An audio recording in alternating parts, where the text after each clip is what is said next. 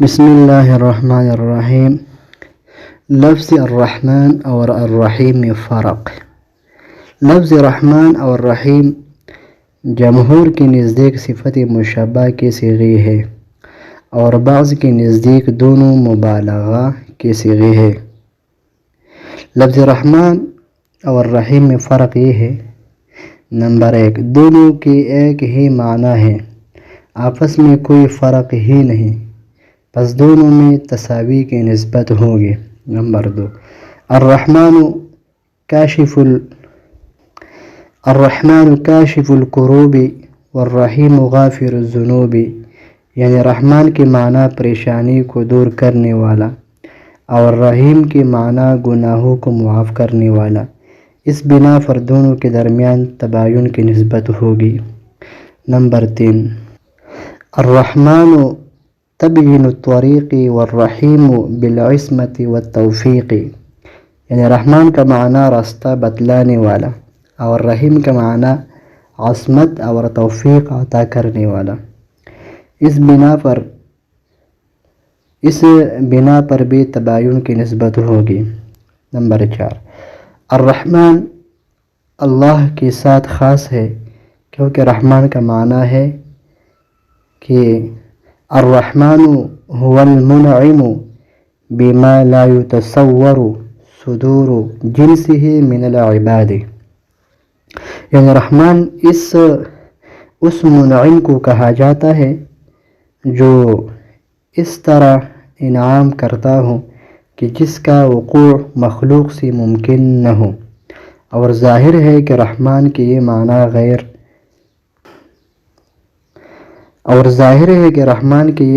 غیر اللہ میں نہیں پائے جاتے ہیں، اس لیے غیر اللہ پر رحمان کا اطلاق نہیں کیا جاتا۔ البتہ ایک شاعر نے مسیلمۃ الکذاب کی تعریف میں لفظ رحمان کا استعمال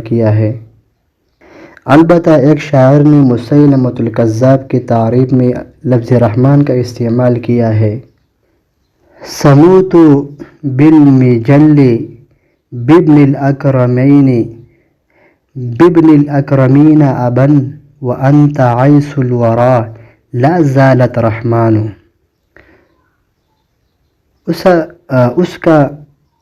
اس کا ایک جواب یہ ہے کہ یہ شاعر کی جہالت پر مبنی ہے۔ دوسرا جواب یہ ہے کہ یہ عناداً فی الکفر اور مبالغتاً فی المدح پر محمول ہے۔ تیسرا جواب یہ ہے کہ اس شعر میں لفظ رحمان صفت مشبہ نہیں بلکہ مصدر ہے اور ذا مضاف محذوف ہے۔ اب تقدیری عبارت یہ ہوگی کہ لا زالت ذا رحمان، اور لفظ رحیم کا غیر اللہ پر اطلاق ہوتا ہے کیونکہ رحیم کے معنی آتے ہیں هو المنعم بما يتصور صدور جنسه من العباد، یعنی رحیم کہتے ہیں اس طرح انعام کرنے والے کو جس کا صدور مخلوق سے بھی ممکن ہو۔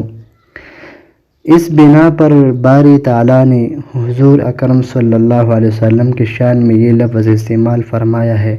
کہ بالمؤمنین رؤوف الرحیم۔ نمبر 5، لفظ رحمان اللہ تعالیٰ کے ساتھ قائم ہونے والی صفات پر دلالت کرتا ہے، اس لحاظ سے الرحمن وصف ہے اور لفظ رحیم مرحوم سے متعلق صفات پر دلالت کرتا ہے، اس لحاظ سے الرحیم صفت ہے۔ نمبر 6، حضرت عبداللہ بن مبارک رحمہ اللہ تعالیٰ فرماتے ہیں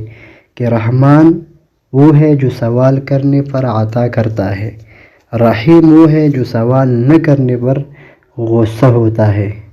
وَنِعْمَ مَا قِيلَ وَاللَّهُ يَغْضَبُ إِذَا تَرَكْتَ سُؤَالَهُ وَبَنُو آدَمَ يَغْضَبُ حِينَ يُسْأَلُ، اس صورت میں لفظ رحیم رحمان سے بلیغ ہوگا کیونکہ رحمت کے معنی اس کے اندر کثرت سے پائے جاتے ہیں۔ نمبر 7، الرحمن کے اندر رحیم کی بھی نسبت معنی زیادہ پائے جاتے ہیں کیونکہ قاعدہ ہے کثرت المبانی تدل علی کثرت المعانی، جیسا کہ قطع کا معنی کاٹنا اور قطع بالتشدید کا معنی بار بار کاٹنا، اور کبار بلا تشدید کی معنی بڑا، اور کبار بالتشدید کی معنی بہت بڑا۔ اس بنا پر ایک اشکال یہ پیدا ہوتا ہے کہ حاضر میں 3 لفظ اور حاضر میں 4 لفظ ہے، لیکن معنی میں معاملہ برعکس ہے، اس لیے کہ حضر جس میں لفظ کم ہے اس کا معنی ہمیشہ پرہیز کرنے والا، حاضر کہ جس میں لفظ زیادہ ہے اس کا معنی مطلق پرہیز کرنے والا۔ اس کا جواب یہ ہے کہ یہ قاعدہ مطلق نہیں بلکہ ایک شرط کے ساتھ مشروط ہے، وہ یہ ہے کہ کثرت مبانی کثرت معانی پر اس وقت دلالت کرتے ہیں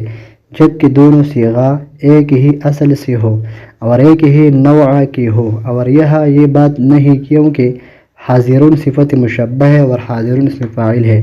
لہذا ان کو لے کر اعتراض کرنا درست نہیں، لیکن یہ جواب ضعیف ہے کیونکہ جمہور کے نزدیک تو جواب بن جائے گا مگر سیبوی کے نزدیک جواب نہیں بنے گا، اس لیے کہ وہ تو رحیم اسم فاعل اور رحمان کو صفت مشبہ مانتے ہیں۔ صحیح جواب یہ ہے کہ یہ قاعدہ کلیہ نہیں بلکہ اکثریہ ہے، اور اب اس زیادتی کا تعلق کبھی باعتبار کمیت ہے، جیسا کہ رحمن الدنیا کہا جاتا ہے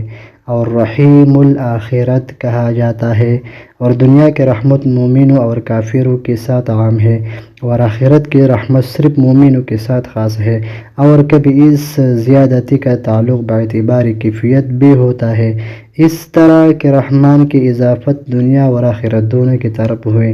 یقال رحمن الدنیا والآخرہ، اور رحیم کی اضافت صرف دنیا کی طرف ہوگی، یقال رحیم الدنیا ولا یقال رحیم الآخرہ، کیونکہ آخرت کی تمام نعمتیں بڑی بڑی ہے اور دنیا کی نعمت آخرت کی بنسبت چھوٹی ہے۔ فائدہ جاننا چاہیے کہ قاعدہ مسلمہ ہے کہ اوصاف کو ذکر کرنے کی ترتیب اس طرح ہونی چاہیے کہ پہلے ادنیٰ وصف بعد میں اعلیٰ اور اقویٰ کو ذکر کیا جائے، کیونکہ اعلیٰ کو بعد میں ذکر کرنے سے نیا فائدہ حاصل ہوتا ہے، اس کے عکس پر کوئی نیا فائدہ نہیں ہوتا، اس لیے کہ اعلیٰ کے اندر ادنیٰ شامل ہے۔ یہ قاعدہ سمجھنے کے بعد اب سمجھیں گے کہ الرحمن میں تذکرہ اوصاف کا موقع ہے، اور رحمان بھی بمقابلہ رحیم ابلغ ہے، لہذا رحیم کو مقدم کرنا چاہیے، لیکن یہ معاملہ بالکل برعکس ہے۔ تفسیر بیضاوی کی مصنف علامہ قاضی رحمہ اللہ تعالی نے اس کے 4 جواب دیے ہیں۔ نمبر 1، الرحمن باعتبار کمیت زیادتی معنی رحمت دنیا پر دلالت کرتا ہے اور دنیا وجود کے اعتبار سے آخرت پر مقدم ہے، اسی وجہ سے لفظ رحمان کو مقدم کیا تاکہ دالہ اور مدلول دونوں میں مطابقت ہو جائے۔ نمبر 2، لفظ رحمان اللہ تعالیٰ کے ساتھ زیادہ مشابہت رکھتا ہے کیونکہ غیر اللہ پر اس کا اطلاق بالکل نہیں ہوتا، جس طرح کہ لفظ اللہ کا اطلاق غیر اللہ پر بالکل نہیں ہوتا، بخلاف رحیم کے کہ اس کا اطلاق غیر اللہ پر بھی ہوتا ہے، چنانچہ حضرت صلی اللہ علیہ وسلم کو رؤوف الرحیم سے خطاب فرمایا ہے، لہذا لفظ رحمان بمنزلہ عالم ہے اور رحیم بمنزلہ وصف ہے، اور قاعدہ مسلمہ یہ ہے کہ عالم وصف پر مقدم ہوتا ہے، لہذا رحمان کو رحیم سے مقدم کیا۔ نمبر 3، لفظ رحمان کے اندر باعتبار کیفیت زیادتی معنی تو ظاہر ہے، تو گویا لفظ رحمان بڑے رحمت پر دلالت کرتا ہے اور تسمیہ کے اندر اللہ تعالیٰ کے اوصاف بیان کرنے کا موقع ہے، لہذا پہلے رحمان کو رکھا گیا تاکہ اللہ تعالیٰ کے بڑے بڑے انعامات نمایاں ہوں، لیکن چھوٹے چھوٹے نعمتیں رہ گئی تو رحیم کو بطور تکمیلہ اور تتمہ ذکر کر دیا گیا، اور قاعدہ ہے کہ تکمیلہ الشیء آخر میں ہوا کرتا ہے۔ یہی وجہ ہے کہ رحیم کو رحمان سے مؤخر کیا گیا۔ نمبر 4، رحم کو رؤوسی آیات کی محافظت کے لیے مؤخر کیا گیا۔ رؤوسی آیات کے آخری حروف مراد ہے جو مخصوص کیفیت کے ساتھ متصف ہے، اور کیفیت مخصوص یہ ہے کہ ان کا آخری حرف یا ساکنہ کے بعد آ رہا ہے، جیسا کہ عالمین، دین اور نستعین میں۔ پس یہاں پر بھی ایسا ہی کیا گیا تاکہ آیاتوں کی اور آخر اپنی کیفیت پر باقی رہے، اور یہ بات بھی یاد رہے کہ یہ جواب امام شافعی رحمہ اللہ تعالیٰ کے مسلک پر مبنی ہے،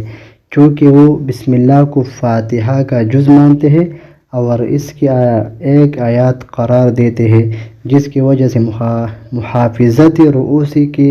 ضرورت پیش آئی۔